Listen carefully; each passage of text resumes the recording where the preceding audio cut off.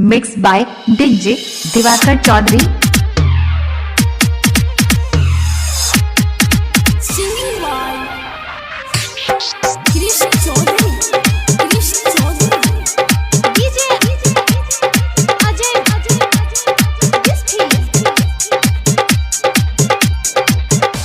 दीवाना दिल रोवई ये छोड़ी तोरा याद में। दीवाना दिल रोवई ये छोड़ी तोरा याद में। दिल तोड़ दलही मुँह मोर ललही छोड़ी दोसर प्यार के सवाद में। दीवाना दिल रोवई ये छोड़ी तोरा याद में। दीवाना दिल रोवई ये छोड़ी तोरा याद में। दिल तोड़ दलही मुँह मोर ललही छोड़ी दोसर प्यार के सवाद में। दीवाना दिल रोवई ये छोड़ी तोरा याद में। Mix by DJ Diwakar Chaudhary.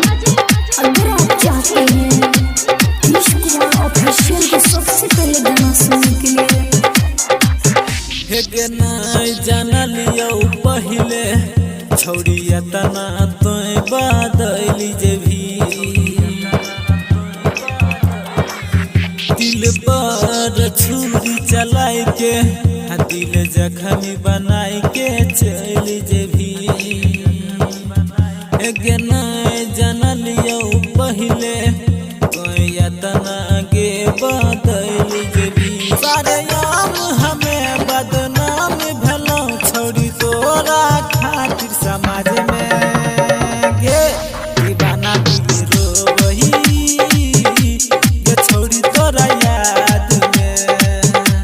दीवाना दिल रोवई ये छोड़ी तोरा याद में। Mix by DJ Diwakar Chaudhary.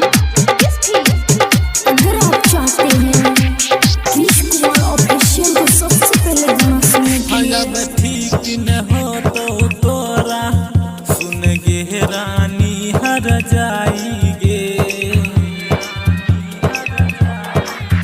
दारू बनल छै हमर दर्द के ई दवाई गे।